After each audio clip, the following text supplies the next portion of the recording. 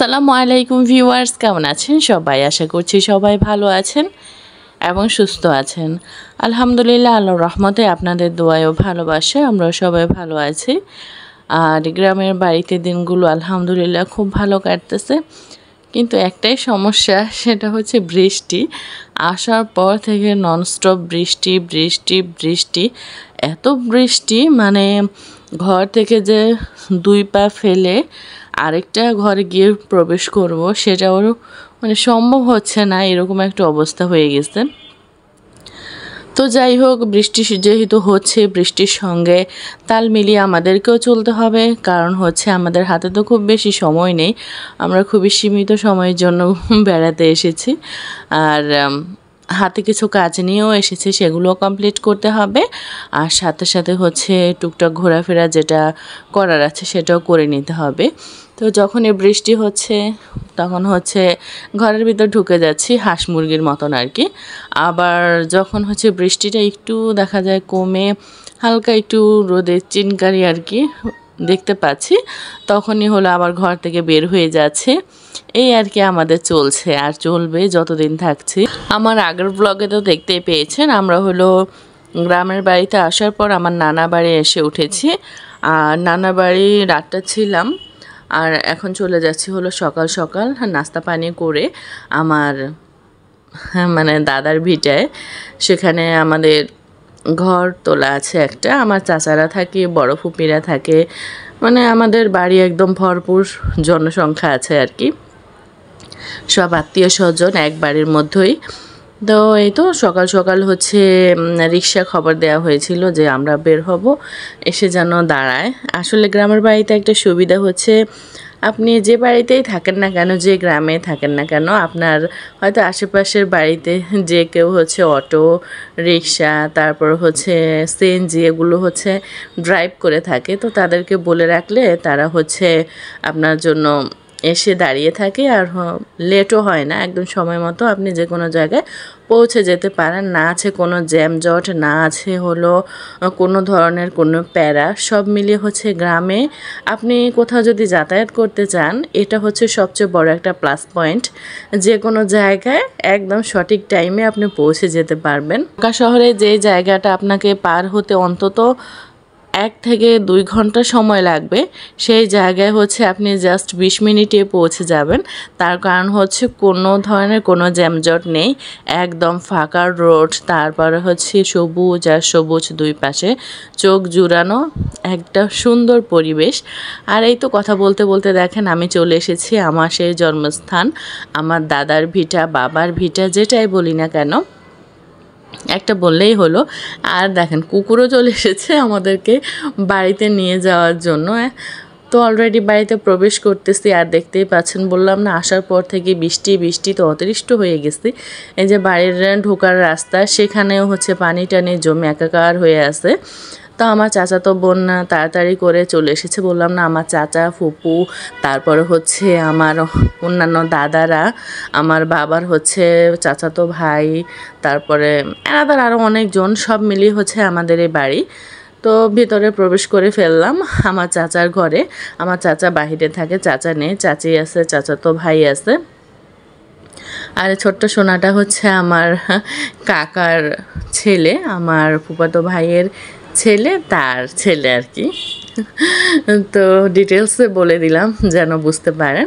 আর এই তো এই হচ্ছে আমাদের গরিবের ঘর। আমরা যেহেতু গ্রামের বাড়িতে থাকি না, 4 বছর 5 বছর 3 বছর পর এরকম আসা হয়, তাই হচ্ছে এই ঘরটা কোনো রকম উঠানো ছিল আর কি। এটা এখন না, প্রায় আজ থেকে প্রায় কয় বছর হবে, 15-16 বছর তো মনে হয়ে গেছে এই ঘরটা আর কি তোলা হয়েছিল।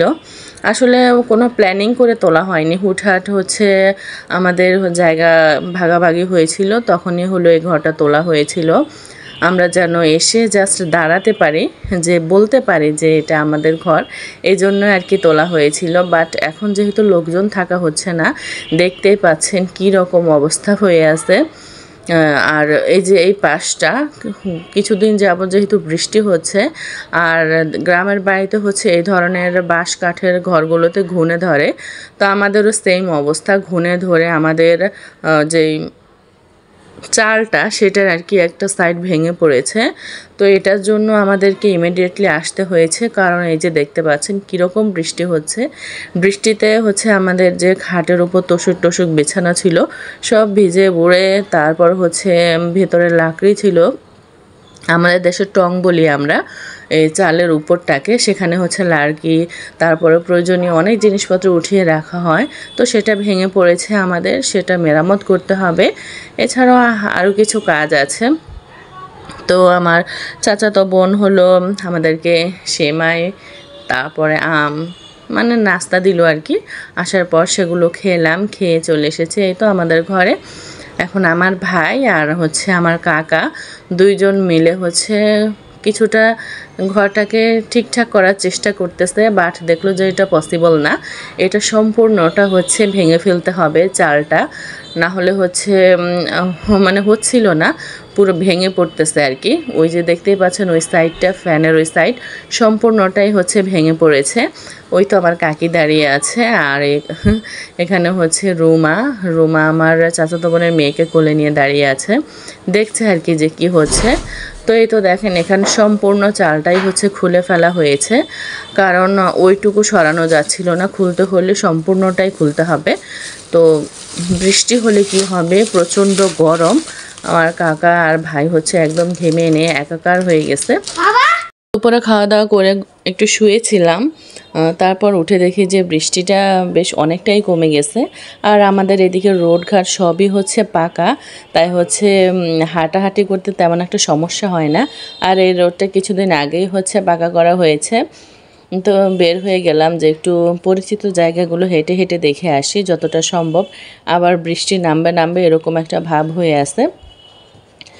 তো এই তো সামনে হচ্ছে আমার চাচাতো বোন আমাদেরকে হলো গাইড করতেছে, যদিও গাইড করার প্রয়োজন নেই, আমি ছোটোবেলা থেকে বেড়ে উঠেছি এই জায়গাটা, এটা আমার হচ্ছে সম্পূর্ণভাবে চেনা না হলেও কিছু কিছু জায়গা মানে আমাদের এই এরিয়াটা মোটামুটি আমার চেনা। তো ওকে নিয়ে বের হলাম, অনেক দিন পর এসেছি তো তাই হলো ওকে সাথে নিয়ে বের হলাম, তাহলে হচ্ছে একটা গ্রুপের মতো হবে আর হাঁটাচলা করতে বেশ ভালো হয়। যেহেতু অনেক দিন পর এসেছি, অনেকে হয়তো আমি চিনতেও পারবো না, ও থাকলে হচ্ছে পরিচয় করিয়ে দিতে পারবে। আর এই তো আমরা হাঁটছি আর হলো সততা চিপস খাচ্ছি, আমার চাচাতো বোন বললো এটা খুব টেস্টি, তো ভাবলাম যে দেখি খেয়ে কীরকম লাগে খেতে, দেখলাম যে হ্যাঁ বেশ ভালো, মশলা দেওয়া ঝাল ঝাল, চিপসটা সত্যিই দারুণ খেতে। আর এই মিষ্টি সোনা মা, এটা হচ্ছে আমার চাচাতো বোনের মেয়ে, একমাত্র মেয়ে, মাশাল্লাহ বলবেন সবাই, সোনা বাচ্চা এটা একটা, এত গুড গার্ল, যা বলবেন তাই শুনবে, কিন্তু কোনো দুষ্টমি নেই, কিছু নেই, সব মিলিয়ে। আর এই যে দাঁড়িয়ে আছে এটা তো হচ্ছে দুষ্টুর সেরা। তো এখানে মামা ভাগ্নি ভাগনা সব মিলে হচ্ছে দুষ্টুমি চলতেছে আর কি। তো ওকে আদর করাতে আদর হচ্ছে রাগ করে দাঁড়িয়ে আছে, ভাবতেছে ওকে এতগুলো চুম্মা দিচ্ছে, আমাকে একটাও দিচ্ছে না, তাই হলো মামা আবার তাকে একটা রিটার্ন গিফট দিয়ে চলে গেছে। আর এই তো দেখেন এখানে বসে বসে হচ্ছে পেয়ারা নাকি যেন একটা খাচ্ছিল, আর এগুলো হচ্ছে গাব, এগুলো অনেক দিন পর খেয়েছি, অনেক দিন বলবো না, প্রায় মনে হয় 10-12 বছর পরে আমি গাব খেলাম। আমাদের দেশে আমাদের বাগানে টাগানে প্রায় বেশিরভাগই হচ্ছে গাব গাছ দেখা যায়, নারকেল গাছ, সুপারি গাছ, গাব গাছ এগুলো কিন্তু অ্যাভেলেবেল থাকে। আর বিকেলে হচ্ছে আমার চাচাতো বোন আলুর চপ, পেঁয়াজু, ছোলা এগুলো হলো রান্না করছে মুড়ি খাওয়ার জন্য। আর এই তো সন্ধ্যা নামবে এরকম একটা অবস্থা, দেখতেই পাচ্ছেন কীরকম হয়ে আছে, গাছপালা যেন নির্জীব হয়ে গেছে, এত বৃষ্টি হয়েছে বেচারারা একদম নেতিয়ে পড়েছে। অতিরিক্ত রোদ হলে যেরকম হলো নেতিয়ে পড়ে, অতিরিক্ত বৃষ্টির কারণেও সব হলো ঝুলে মুলে পড়তেছে। আর আজকের ভিডিওটা আর বেশি বড় করলাম না, ভিডিওগুলো একটু ছোট ছোট করে দিচ্ছি, তার কারণ হচ্ছে ভিডিও আপলোড করতে অনেকটা সময় লেগে যাচ্ছে নেটের কারণে। সবাই ভালো থাকবেন, সুস্থ থাকবেন, আল্লাহ হাফেজ।